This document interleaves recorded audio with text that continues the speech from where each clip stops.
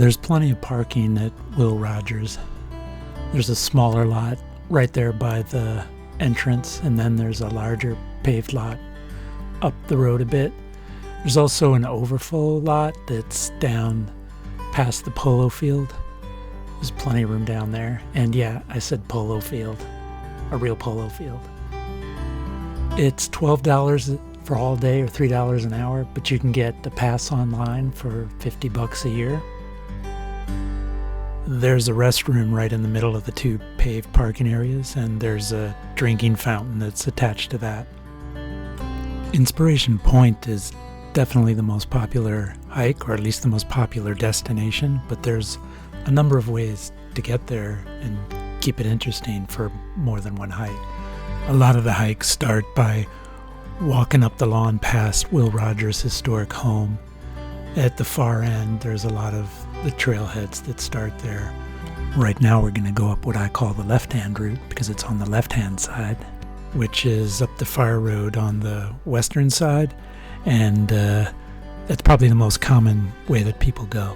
There's the original stables over there, which is worth a look-see, but we're going to come over here and you see Inspiration Loop Trail. I don't know why it says 0.45 miles as the trail length. I don't know what that's measuring, but that's not the length of this hike. You could start by just climbing up this Fire Road and you get a lot of good views along the way, which is probably one of the best things about this trail is there's a lot of bang for the buck as far as the views. And there's a single track that crosses the road up here, and that's a shortcut coming down from this same trail up above, and on the other side of the road it goes down to that first smaller parking lot, and we'll come back and show you that later.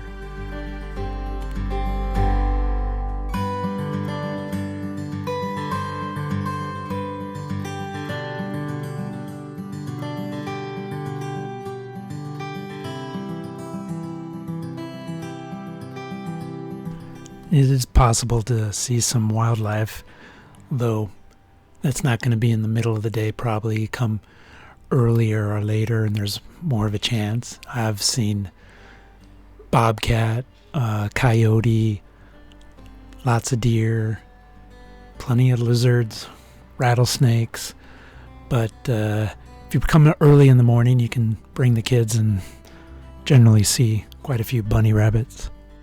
And there's a side path up here that goes off to the left. And it's just very short distance, takes you to a bench where you can sit and watch the sunset if you want.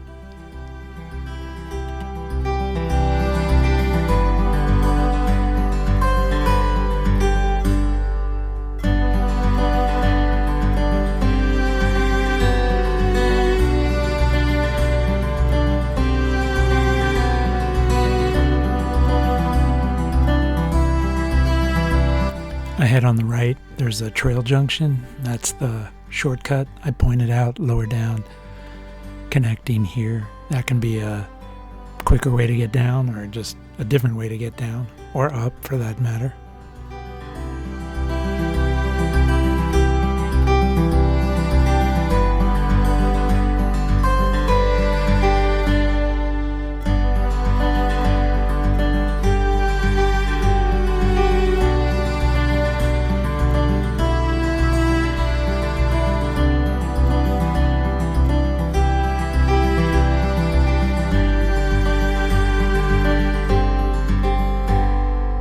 Now we come to another trail junction up here on the right. This trail is another single track that contours around that hill. Inspiration Point's actually up on top there. So this just goes around to the other side and you can take it in either direction, and then you still walk up to Inspiration Point on the same piece of this fire road. Now we're almost there. To our left, there's the road we'll take on the way down, but right now we stick to our right. And if you're completely lost, thank God there's that sign. And now this is the last little climb up to Inspiration Point.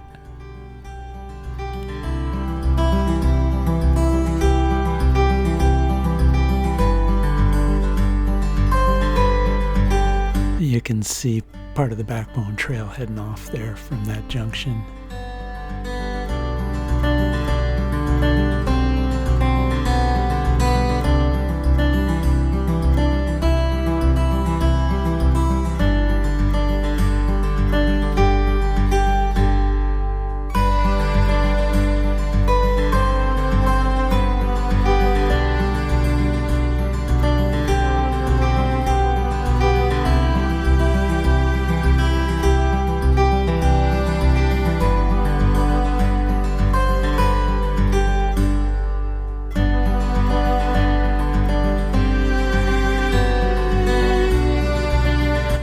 If you walk over to the far western side of the Inspiration Point, you'll see a trail going down. Not much of a trail. You'll see a drop off into the bushes, but that's a trail that connects with that hillside trail I mentioned earlier.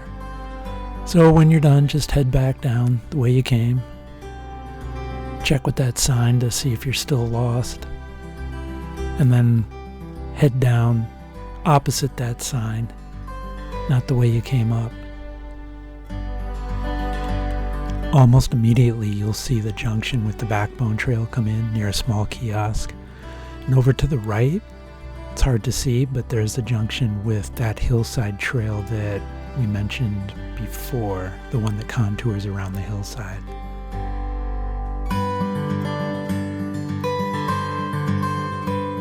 It's not much further before we take our turn off down to the right to head down past the stables.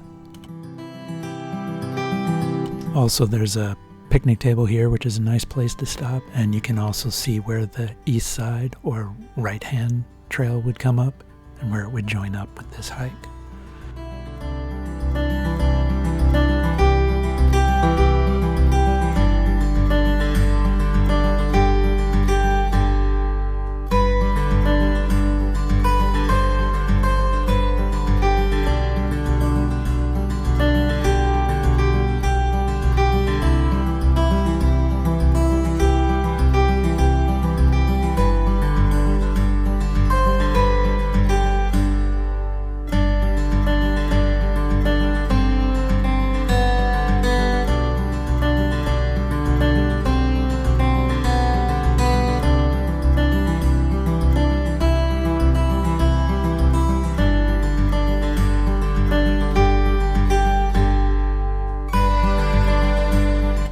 Over on the left, you can see the beginning of that east side or right-handed route. It's just a different way to go up, and you can try that another time. And then you're back at the sign where you started.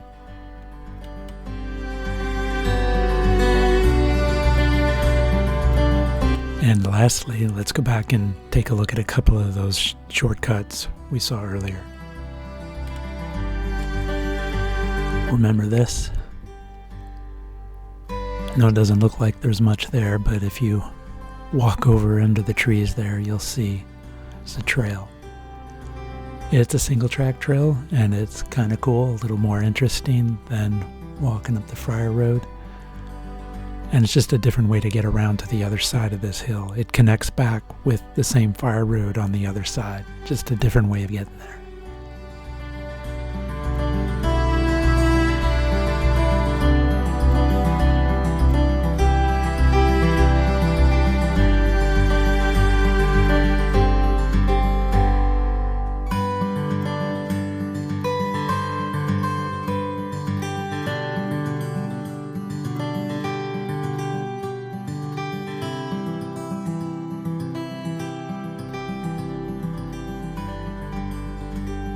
About halfway through, if you keep a sharp eye out on your right, you can see an opening in the bushes and a little path going up. That's the bottom end of that trail we saw going off of the top of Inspiration Point.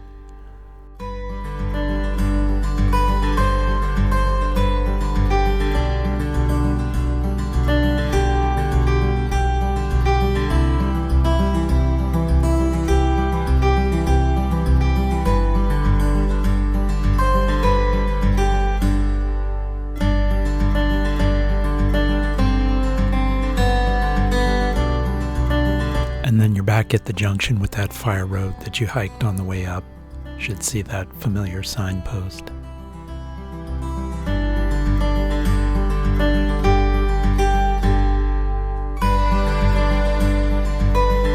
And lastly, there is that single track shortcut we saw that started from the lower parking lot. Since it is a shortcut, it is a bit steeper, and there are a few places where the footing is a little harder than some of the other trails, so probably the kids will like it. But if you're not comfortable with the extra effort or the footing, then just use the fire road.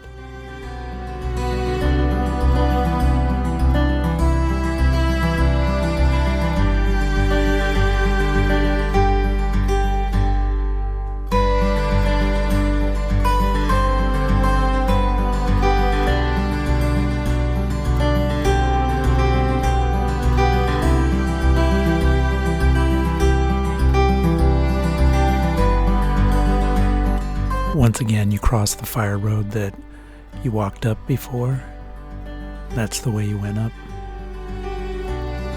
And then cross over and head down towards the parking lot. And that's the parking lot down there, the smaller one.